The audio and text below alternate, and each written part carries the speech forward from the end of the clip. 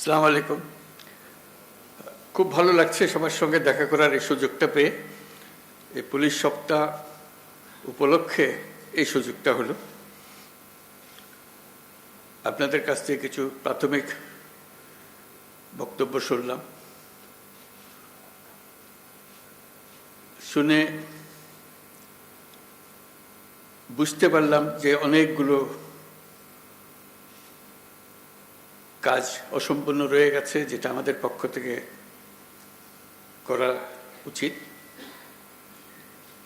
এর আগে একবার বসছিলাম আমরা নিজেদের মধ্যে, আমার কাছে খুবই খারাপ লাগছিল যে কীরকম পরিস্থিতিতে আপনাদেরকে কাজ করতে হয়।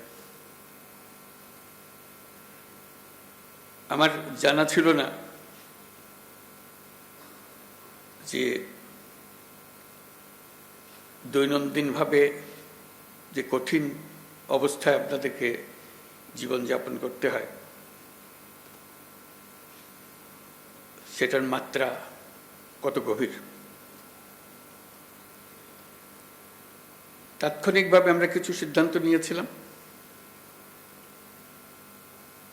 সেটা আশা করি বাস্তবায়ন হয়েছে। কদ্দূর হয়েছে সেটা আবার খোঁজ নেব। আজকের বৈঠকের যেটা প্রধান ফল হবে, আপনাদের বিষয়গুলো আবার উঠলো আমার কাছে, যেটা নিয়ে আবার বসবো, যাতে আপনাদের একটা সহায়ক পরিস্থিতির সৃষ্টি করা যায়, যাতে আপনাদের কাজ করার মধ্যে একটা উৎসাহ আসে এবং পরিস্থিতি আপনাদের সহায়ক হোক। আজকে ভালো লাগলো যারা প্রযুক্তির মাধ্যমে বিভিন্ন জায়গা থেকে উপস্থিত আছে। আমি দেখছিলাম কোথা থেকে এসছে, সারা বাংলাদেশ জুড়ে সব জায়গা থেকে যোগদান করেছে। তাদের সবাইকে আমি দূর থেকে সালাম দিচ্ছি। আশা করি সুযোগ হবে ভবিষ্যতে একসঙ্গে বসে আলাপ করার। আমি লিখিত বক্তব্য পাঠ করি। বিসমিল্লাহির রহমানির রহিম। সম্মানিত উপস্থিতি ও প্রিয় পুলিশ সদস্যবৃন্দ, পুলিশ সপ্তাহ 2025 উপলক্ষে বাংলাদেশ পুলিশের সকল সদস্যকে আমি আন্তরিক শুভেচ্ছা ও অভিনন্দন জানাচ্ছি। এই অনুষ্ঠানে আপনাদের মাঝে উপস্থিত হতে পেরে আমি অত্যন্ত আনন্দিত। 71 সালে মহান মুক্তিযুদ্ধের প্রাক্কালে 25শে মার্চ কালো রাতে রাজারবাগ পুলিশ লাইন্সে বাঙালি পুলিশ সদস্যরা সর্বপ্রথম সশস্ত্র প্রতিরোধ গড়ে তোলেন। এই ইতিহাস ভোলার নয়। বাংলাদেশ পুলিশ বাহিনীর গৌরবময় ইতিহাসে এটা মহাগৌরবের অধ্যায়।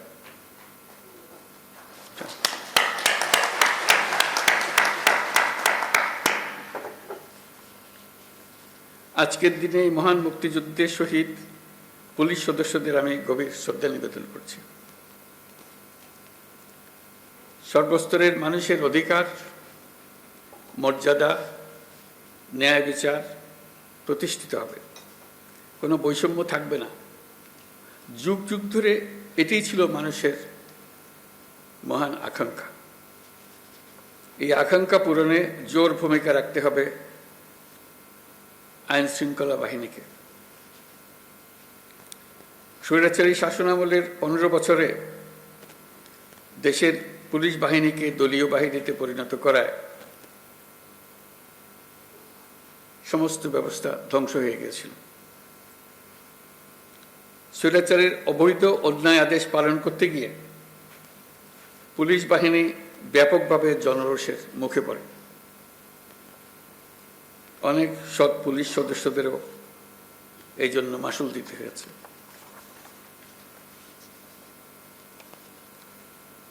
প্রিয় পুলিশ সদস্যগণ,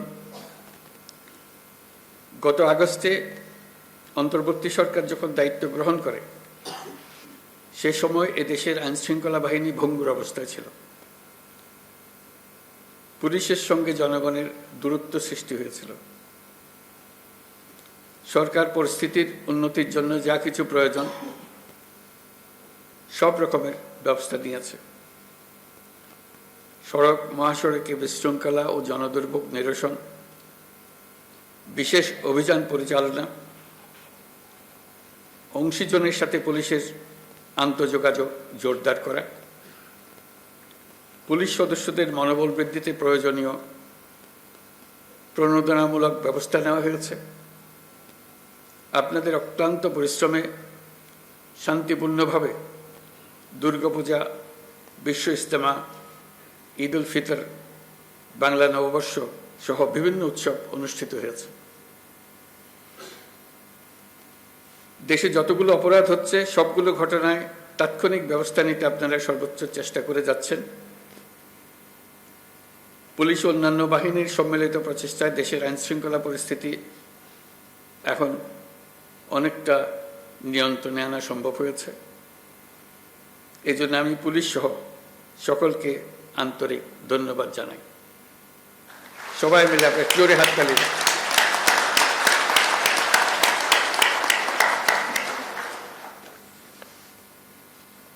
এই হাততালি আপনাদের প্রাপ্য।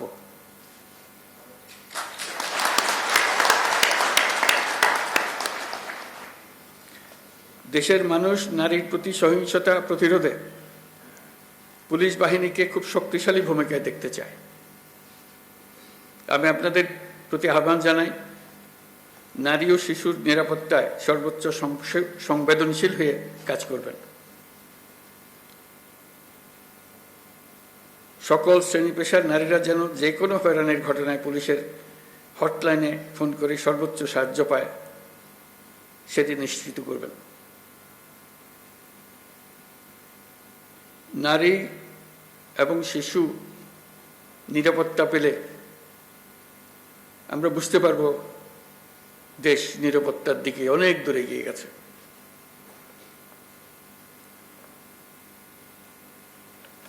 আমরা জানি পুলিশ বাহিনীর সামনে নানা সীমাবদ্ধতা ও চ্যালেঞ্জ রয়েছে। অপ্রতুল জনবল, লজিস্টিক্স, পর্যাপ্ত বাজেট ইত্যাদি। কিন্তু আমাদের সবচেয়ে বড় চ্যালেঞ্জ হলো বিগত 16 বছরে পুলিশ জনগণের মধ্যে যে দূরত্ব সৃষ্টি হয়েছে সেই দূরত্ব কমিয়ে আনা, পুলিশ বাহিনীর প্রতি মানুষের আস্থা ফিরিয়ে আনা।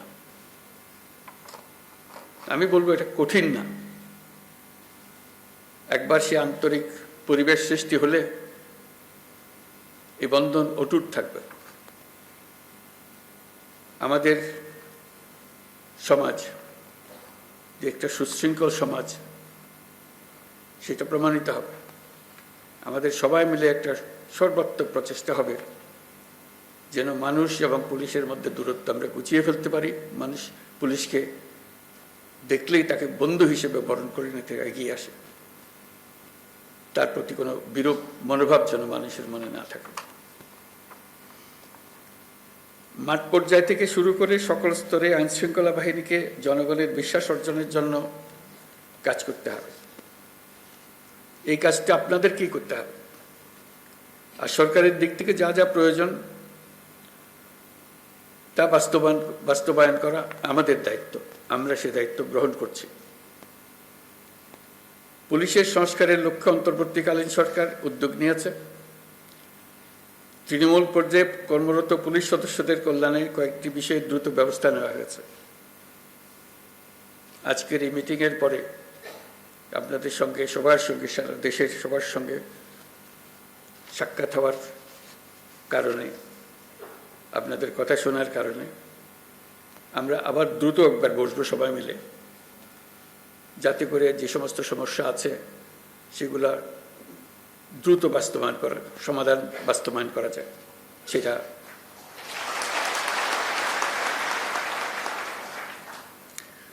আপনারা জানেন, ইতিমধ্যে জাতির উদ্দেশ্যে দিয়ে একাধিক ভাষণে আমি বলেছি, চলতি বছরের ডিসেম্বর থেকে আগামী বছরের জুনের মধ্যে দেশের ত্রয়োদশ সংসদ নির্বাচন অনুষ্ঠিত হবে। সেই নির্বাচন যেন সুষ্ঠু ও শান্তিপূর্ণ উপায়ে অনুষ্ঠিত হয়, সেজন্য পুলিশ সদস্যদের ভূমিকা খুবই গুরুত্বপূর্ণ।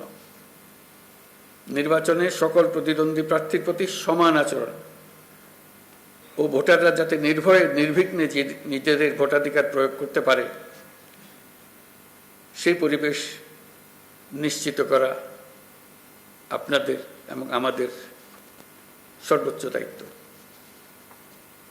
মনে রাখবেন, কোনো ব্যক্তি যদি অন্যায় বা অনিয়মের মাধ্যমে নির্বাচিত হয়, সে ব্যক্তির দ্বারা ন্যায় প্রতিষ্ঠা সম্ভব নয়।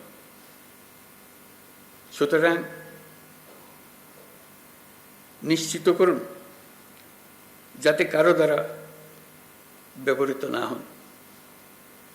সত্য ন্যায় প্রতিষ্ঠার ব্রত হিসেবে নির্বাচনে নিজেদেরকে নিয়োজিত করবেন। পুলিশ বাহিনীর সদস্য হিসেবে তারও চাইতে বড় বিষয় এদেশের একজন নাগরিক হিসেবে ভবিষ্যতে কখনো যেন পুলিশ বাহিনীকে দলীয় বাহিনী বা অন্যায় কাজে ব্যবহার না করা যায়, তার জন্য একটা সুষ্ঠু ও নিরপেক্ষ নির্বাচন অত্যন্ত জরুরি। নির্বাচনের আগের সময়টা অনেক কঠিন সময়। আপনাদের সজাগ দৃষ্টি রাখতে হবে পরাজিত শক্তি যেন কোনোভাবেই দেশকে অস্থিতিশীল না করতে পারে। আমি আগেও বলেছি, আবারও আপনাদেরকে নিয়ে স্মরণ করিয়ে দিচ্ছি সবাইকে, আমরা একটা যুদ্ধ অবস্থায় আছি। অশুভ চক্র আমাদের স্বপ্নকে, আমাদের ঐক্যকে ভেঙে দিতে সব শক্তি নিয়ে চেষ্টা করছে এবং চেষ্টা আরো কঠোরতর করবে। একে প্রতিহত করার জন্য আপনাদেরকে সবসময় সতর্ক থাকতে হবে, জাতিকে রক্ষা করার জন্য। বর্তমান অন্তর্বর্তীকালীন সরকার দায়িত্ব নেওয়ার পর থেকে আমরা ন্যায্য অন্যায্য আন্দোলনে মানুষকে রাস্তায় নেমে আসতে দেখেছি। এসব পরিস্থিতিতে আপনারা ধৈর্যের পরিচয় দিয়েছেন। আশা করি একই রকম ধৈর্যের পরিচয় দিয়ে আগামী দিনগুলোতেও আপনারা কাজ করে যাবেন। পুলিশ জনগণের বন্ধু। পুলিশ বাহিনীকে সেই ইমেজ প্রতিষ্ঠা করতে হবে। এটা কঠিন হলেও এটাই ন্যায্য, এটাই আমাদের করতে হবে। প্রথমবারের মতো এবার পুলিশ সপ্তাহের ধর্মীয় নেতা, সাংবাদিক ও বিভিন্ন সম্প্রদায়ের নেতাদের সঙ্গে বৈঠক অনুষ্ঠিত হবে বলে আমি জানতে পারলাম। এই বৈঠকে পুলিশের উপর জনসাধারণের প্রত্যাশা নিয়ে আলোচনা হবে। আমার প্রত্যাশা হলো এটি যেন চলমান থাকে। প্রতি বছর পুলিশ সপ্তাহে যেন এই ধরনের বৈঠক অনুষ্ঠিত হয়, আর যেন পুলিশ সপ্তাহের জন্য অপেক্ষাও করতে না হয়। সুযোগ পেলে এই ধরনের বৈঠক দরকার, তাতে পরস্পরের বোঝাবুঝিটা পরিষ্কার হয়ে যায়। পুলিশের সঙ্গে জনগণের দূরত্ব কমিয়ে আনতে এটা অত্যন্ত জরুরি। আমরা একটা ন্যায্যতার ভিত্তিতে গঠিত একটি বৈষম্যমুক্ত গণতান্ত্রিক বাংলাদেশ নির্মাণের স্বপ্ন দেখছি। আমরা দ্বিতীয় বাংলাদেশ গঠন করার স্বপ্ন দেখছি। জুলাই গণ অভ্যুত্থান আমাদের সেই সুযোগ করে দিয়েছে। এই সুযোগ যেন আমরা না হারাই। এই সুযোগ হারালে আমরা পরবর্তী প্রজন্মের কাছে চিরজীবনের জন্য দায়ী থাকব। বিশ্বের বুকে একটি শান্তিপূর্ণ সমৃদ্ধ দেশ হিসেবে বাংলাদেশ মাথা তুলে দাঁড়াচ্ছে এবং মাথা উঁচু করে রাখবে সবসময়। এই স্বপ্ন পূরণে আপনাদের ভূমিকা অনেক।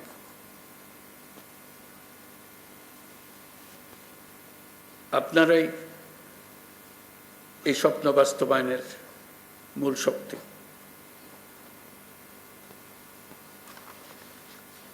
পুলিশের কাজকর্ম, পুলিশের সঙ্গে মানুষের সম্পর্ক এটা দেখেই সারা দুনিয়া বিচার করে আমরা সভ্যতার কোন স্তরে আছি। আমরা সভ্যতার সর্বস্তরে যেতে চাই, এটাই আমাদের স্বপ্ন। এই স্বপ্ন বাস্তবায়নে আপনারা একটা অত্যন্ত গুরুত্বপূর্ণ শক্তি। বাংলাদেশ পুলিশ বাহিনী যেন গোটা বিশ্বে প্রশংসিত হয়, দেশের সকল মানুষের কাছে প্রশংসিত হয়, এই প্রত্যাশা নিয়ে আমার বক্তব্য শেষ করছি। সবাই ভালো থাকবেন। আসসালামু আলাইকুম।